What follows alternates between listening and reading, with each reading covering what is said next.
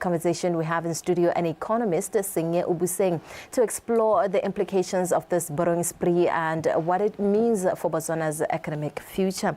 Mr. Sengye, welcome to the Daybreak. Thank you. Morning to your listeners.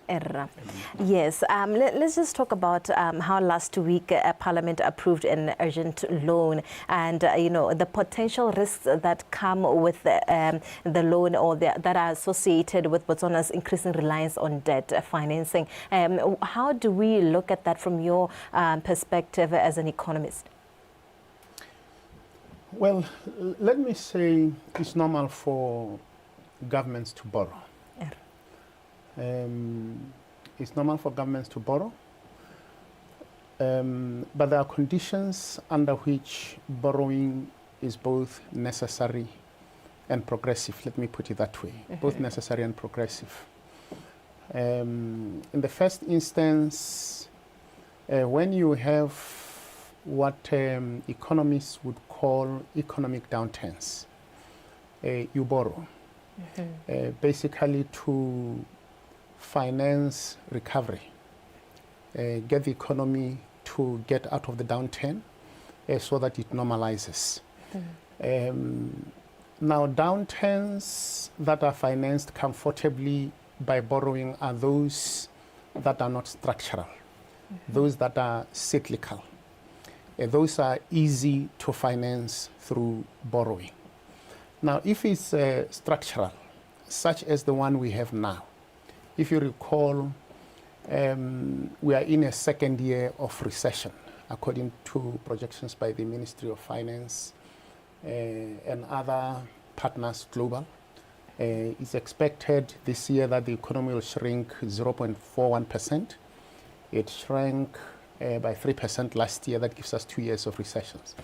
Now, when the downturn is as structural as it is now, borrowing to finance it becomes a challenge because it raises questions about whether your debt will be sustainable. In other words, will you be able to pay principal and interest on debt comfortably? These are the questions we are now facing as Botswana.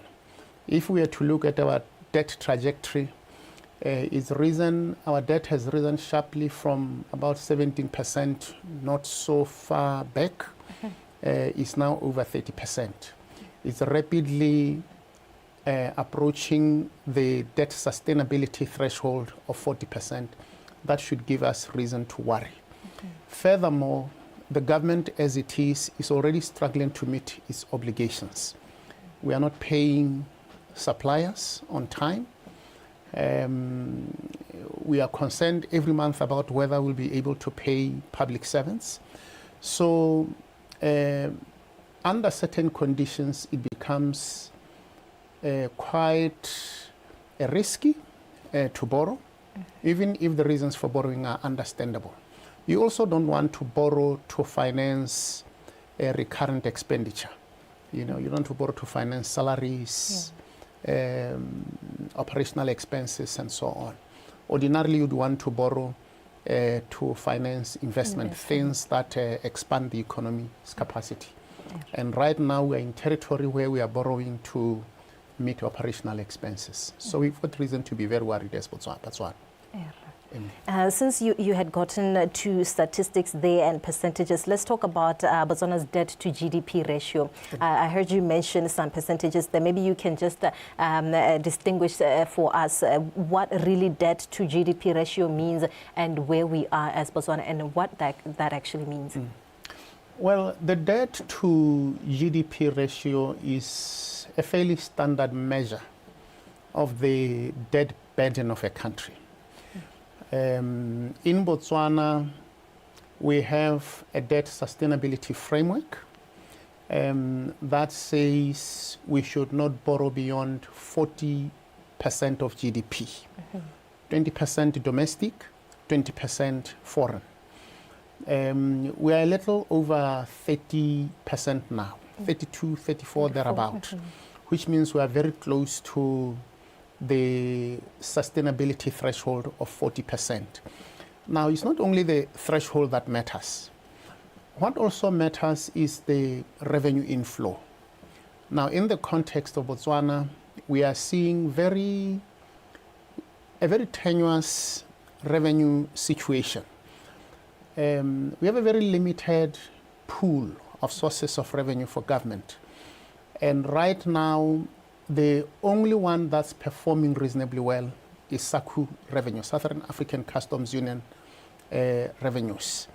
That is what keeps us going. And it comes once every 3 months. So before before SACU remits our share of the Southern African Customs Union revenue pool, the government really struggles a big time. Yeah. Maybe we can then get into if there were any potential alternatives other than borrowing. Before we can look at the advantages and disadvantages more into that, let's talk about if there could have been other options that government could have explored. You know, where we are, we don't have that many options. At least they are not great. Yes, but for sure, in the short term, the government could look at cutting down waste. It's a way of expanding fiscal space. Waste, the kind you get in procurement, where you get inflated contracts and so on, unnecessary expenditure, leakages through mismanagement of contracts, corruption, and so on. In the short term, those could work. You could also look at raising efficiency, the proverbial doing more with less. That gives you, that relieves pressure, you know, of the fiscus. You could also look at getting non-traditional, let me say, getting investments that are traditionally made by government, made by the private sector, shifting some of those to the private sector through the modalities that are used, the most famous being the public-private partnerships. But you could also have service delivery models that shift some of these things to the private sector. If you look at health, you look at education, and a great many other services, there could be service delivery models that shift some of the burden to the private sector, so that citizens and firms carry more of the burden of financing those. Of course, the government could also raise taxes, which is not very popular. You remember when the minister proposed a 1.5 percentage point increase in the top marginal rate. Yes. I think it was for personal income. You know, Botswana went wild. You know, they were enraged by that. But that's an option that the government could pursue. Of course, the government could also more aggressively collect revenue, more efficiently and more aggressively collect revenue, which is doing at the moment. Yeah. I take it that most of those recommendations is not too late for Botswana to still put in place, especially when you speak of raising efficiency. It's one of those things that we have seen that these can be quite useful if they can be adopted in every government department. Absolutely. Maybe we can go ahead into the risks factors, as you had already started in that. Moody's report earlier this year was placing Botswana at a negative outlook after it had been stable, which means there are some risks coming with borrowing as Botswana and yes, even as a lending entity. So let's talk about what it means for Botswana to be in this stance, the economic implications that will come with this borrowing. What are those things that the strategies that also need to be employed to make sure that this loan or this borrowing is going to be efficient? Well, yes, I think it was March, April when both Standard and Poor's and Moody's issued their credit ratings for Botswana. Yes. And both of them gave us a fairly good rating under the circumstances, but with a with a negative outlook, yes. as you said. And the negative there suggests that there are risks to the rating.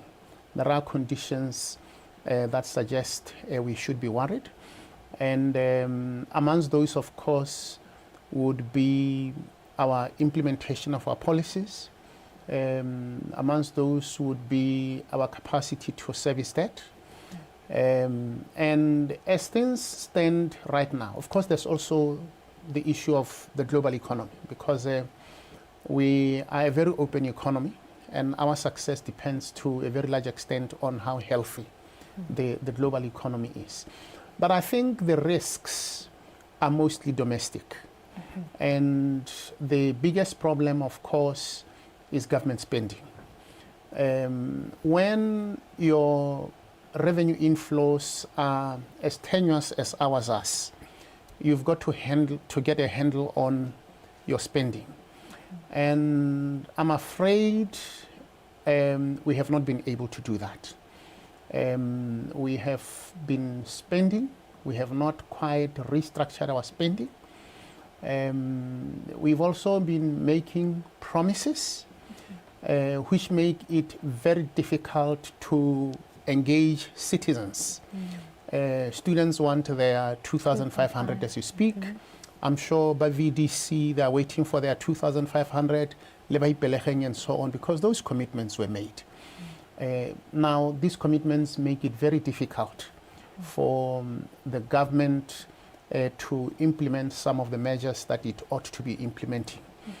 The other risk, which I speak about quite often, to the annoyance of a lot of people, is that we also need to, our policies have to make sense under the circumstances, given the economy. We also have to, they have to make sense in the sense that they reflect the challenges we face. Now we've still got this 4,000 Pula, on which our communication is not very clear. For business, that's policy discordance. It's not good. We've got to be clear on where we stand on the 4,000 Pula right now, and material conditions suggest that we can't afford it. We'll see what government does with its own salary structure, but for sure the private sector, as things stand, is not ready to move from 1,500 to 4,000. You've got to see government generally being consistent on its messaging, because right now we are desperate for investment. That should be our backup position. When government is not able to inject money into the economy, as it is not able to now, the backup position ought to be private capital going into the economy. And right now, that isn't happening either. Yeah. Now, citing the examples that you gave there, the promises that have been made to the public, should government withhold or wait a bit from fulfilling those promises? From an economic standpoint, would you say Botswana would be understanding, and that it would also help our economy to move forward? It also help the political landscape as well? The priority right now, the first priority, the immediate priority, is for government to get a handle on spending. When Gaolathe, as Minister of Finance, read his budget in February, he emphasized fiscal consolidation. He even set a rule that if we are to increase spending, there must be a corresponding increase in revenue, or there must be a corresponding cut in expenditure somewhere else. That's the priority. Ordinarily, the country would understand, citizens would understand. But that's a function of the messaging from government. What complicates matters this time around is that for quite a while the government itself has been promising things, and that's what complicates matters. That's why it's important to stay on message. When I talk about policy discordance, this is one of the examples I cite. The Ministry of Finance says fiscal consolidation, we've got to rein in expenditure, and you see other parts of government saying the opposite. That's not very good. Yeah. It also makes it very difficult for citizens to understand. Most definitely. Yeah. I think if we had more time, we'd actually get more into this topic because there's more to talk about. We're going to talk more about the potential consequences that Botswana stands if we fail to pay back this loan. But given more time in the future, we'll definitely go on ahead to unpack this topic. But thank you so much for your time this morning, sir. You're welcome. Thank you very much. Thank you. That was Mr. Sengye Obuseng. Of course, we're talking about the loan, 6.7 billion pula that Botswana has, or the Parliament has approved as an urgent loan. What it means for us, what it means for the government, and what it means for the future and our economy as well.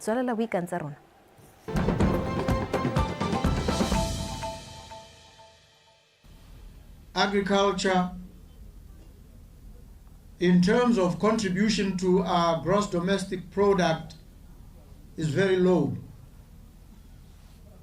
There was a time when agriculture, we are told, contributed 40% to the GDP. Where we are now, it's contributing less than 10%. I signed recently the Kampala Declaration